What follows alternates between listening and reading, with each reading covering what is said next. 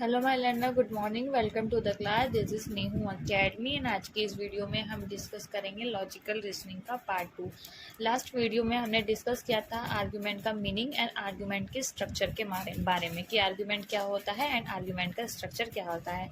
तो जल्दी से हम उसको रिकैप कर लेते हैं, देन हम आगे का टॉपिक स्टार्ट करेंगे। सो मैंने बताया था आर्ग्यूमेंट का जो मतलब होता है वो होता है किसी पर्सन को कन्विंस करना अपने पॉइंट ऑफ व्यू पे।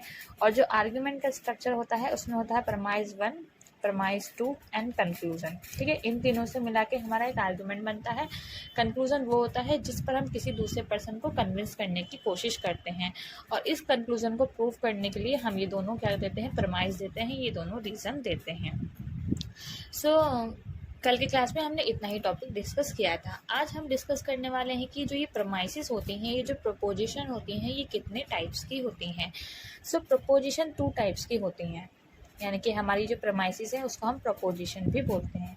2 तरीके की प्रपोजिशन होती हैं, एक होती है कैटेगोरिकल और एक होती है non categorical preposition. Categorical preposition और नॉन कैटेगोरिकल प्रपोजिशन। ठीक, 2 तरीके की प्रपोजिशन होती हैं, कैटेगोरिकल प्रपोजिशन और नॉन कैटेगोरिकल प्रपोजिशन। यानी कि हमारे जो कंक्लूजन होता है उस कंक्लूजन को प्रूफ करने के लिए जो हम स्टेटमेंट देते हैं, जो हम प्रपोजिशन देते हैं, वो 2 तरीके की होती हैं, categorical and non categorical. Categorical मतलब कंडीशन फ्री स्टेटमेंट।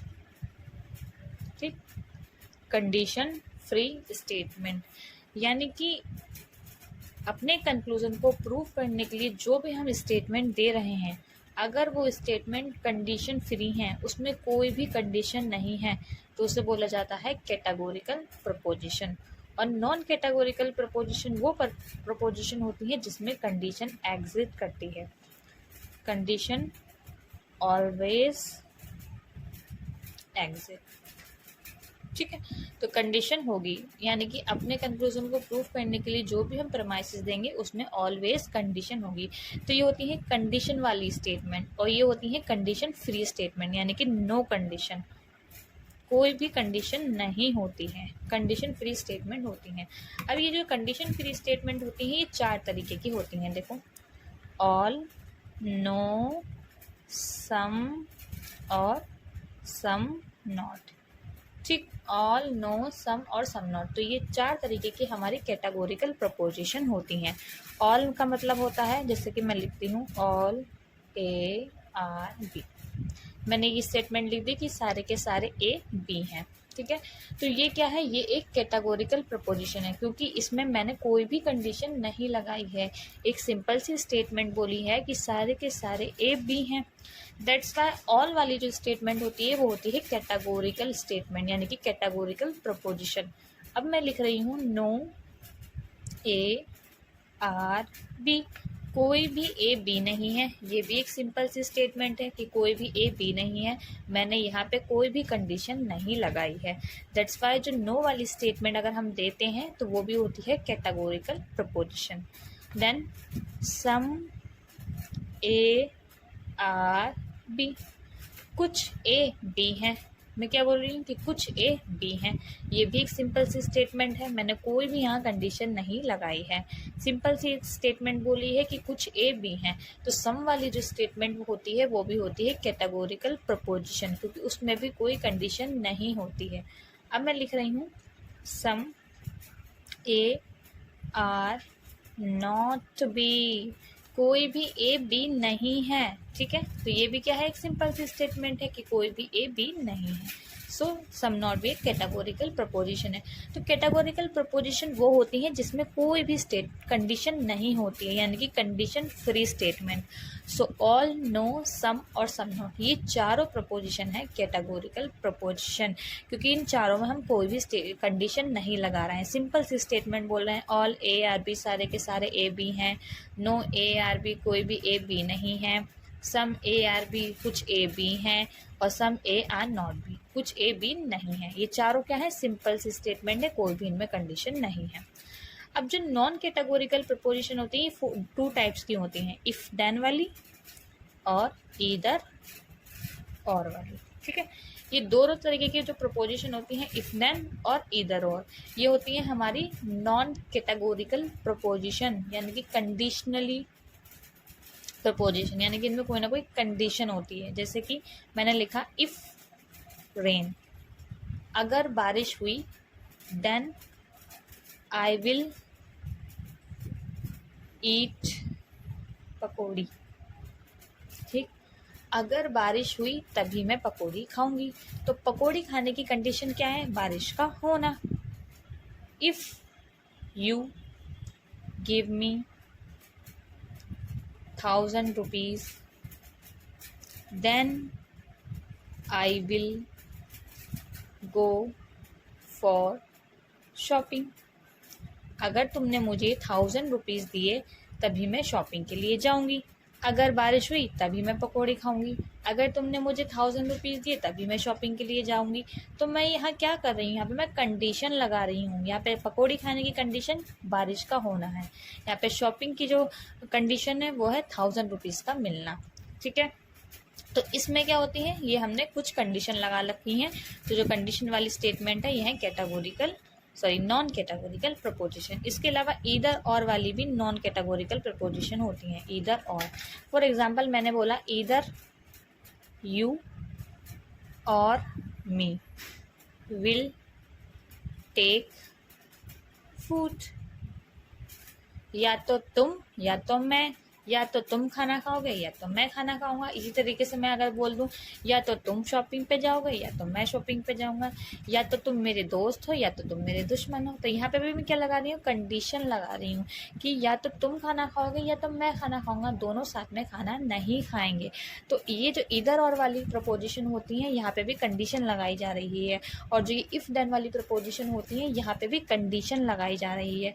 तो ये दोनों होती है कंडीशनली प्रपोजिशन, और जो कंडीशनल प्रपोजिशन होती है उसे बोलते हैं नॉन कैटेगोरिकल प्रपोजिशन।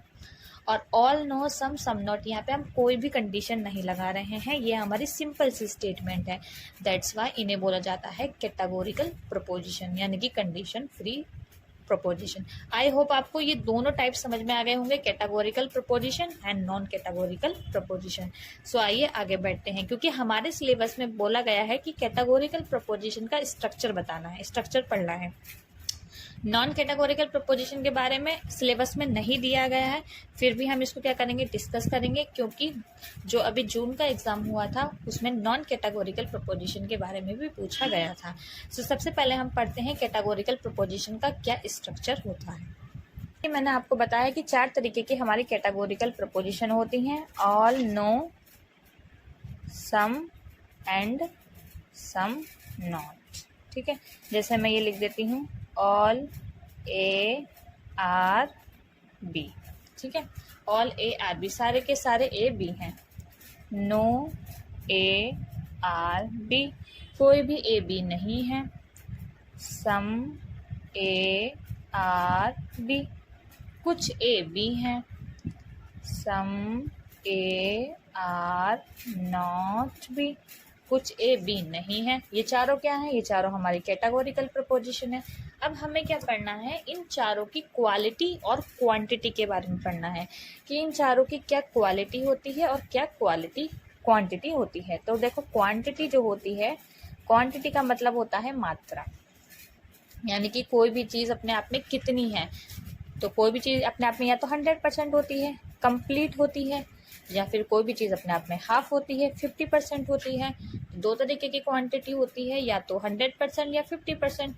जब कोई चीज़ अपने आप में कंप्लीट है, 100% है, तो उसे बोला जाता है यूनिवर्सल, कि वो चीज़ अपने आप में यूनिवर्सल है, पूरी कंप्लीट है।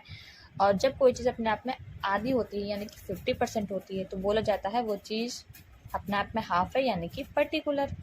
ठीक है, तो दो तरीके की क्वांटिटी होती है, यूनिवर्सल और पर्टिकुलर। अब ऑल, नो, सम नॉट की हमें क्वांटिटी बतानी है। इसमें से कुछ प्रपोजिशन यूनिवर्सल होती हैं और कुछ पर्टिकुलर होती हैं। तो हम पहले पढ़ते हैं इनकी क्वांटिटी।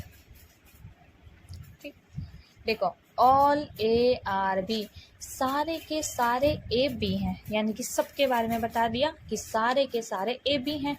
100% के बारे में बता दिया ऑल ने, तो कि सारे के सारे ए बी हैं, तो ये 100% के बारे में बता रहा है, इसलिए ऑल की क्वांटिटी होती है यूनिवर्सल।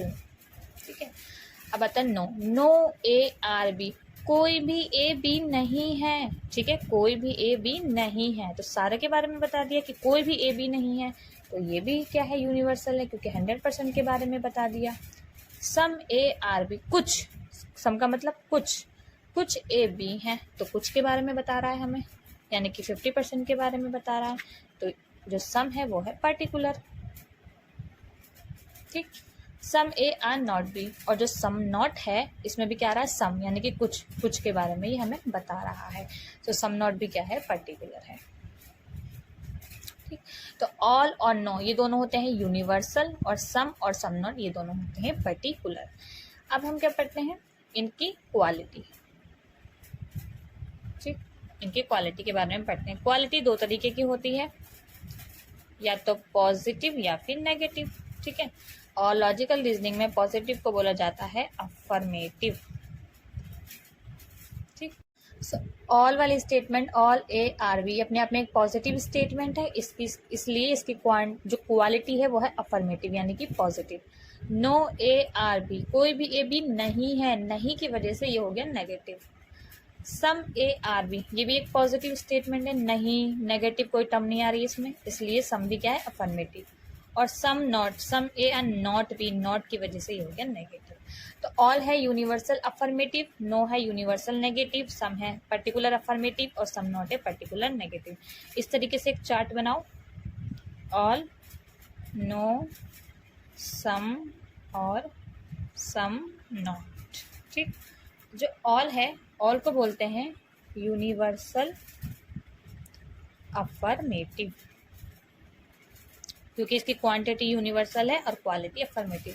नो को बोलते हैं यूनिवर्सल नेगेटिव, क्योंकि इसकी क्वांटिटी यूनिवर्सल है और क्वालिटी नेगेटिव। सम को बोलते हैं पर्टिकुलर अफर्मेटिव, क्योंकि क्वांटिटी पर्टिकुलर है और क्वालिटी पॉजिटिव, यानी कि अफर्मेटिव। और सम नॉट को बोलते हैं पर्टिकुलर नेगेटिव, क्योंकि क्वांटिटी जो है वो है पर्टिकुलर एंड क्वालिटी नेगेटिव, ठीक। इसके अलावा जो ऑल है उसको उसका जो सिंबल होता है वो होता है ए, ठीक है। ऑल को ए बोलते हैं, नो को बोलते हैं ई, इसका सिंबल नो का ई है। सम को बोलते हैं आई, सम का सिंबल आई है। और सम नॉट को बोलते हैं ओ, सम नॉट का सिंबल ओ है, ठीक है। सो आई होप आपको ये समझ में आ गया होगा क्वालिटी और क्वांटिटी का concept. So all, no, some not की क्या क्वालिटी होती है, क्या क्वांटिटी होती है, इस तरीके से एग्जाम में क्वेश्चन पूछे जाते हैं। तो ऑल और नो ये दोनों यूनिवर्सल हैं, सम और सम नॉट ये दोनों पर्टिकुलर हैं। ऑल अफर्मेटिव है यानी कि पॉजिटिव, नो नेगेटिव है, सम अफर्मेटिव है यानी कि पॉजिटिव, और सम नॉट नेगेटिव, ठीक। तो ऑल को बोला जाता है यूनिवर्सल अफर्मेटिव, नो को बोला जाता है यूनिवर्सल नेगेटिव, सम को पर्टिकुलर अफर्मेटिव, और सम नॉट को पर्टिकुलर नेगेटिव। ऑल की जो शॉर्ट फॉर्म है वो है ए, नो की ई, सम की आई, और सम नॉट की ओ, यानी कि ऑल को ए बोलते हैं, नो को ई बोलते हैं, सम को आई बोलते हैं, और सम नॉट को ओ बोलते हैं। सो आई होप आपको ये पूरा कंसेप्ट अच्छे से समझ में आ गया होगा। अगर आपको कोई डाउट है तो कमेंट सेक्शन में आप मैसेज कर सकते हो और पूछ सकते हो। सो नेक्स्ट क्लास में हम न्यू टॉपिक डिस्कस करेंगे। आज की वीडियो में इतना ही। अगर आपको मेरी वीडियो पसंद आती है तो मेरे चैनल को लाइक एंड सब्सक्राइब कीजिएगा। Thank you.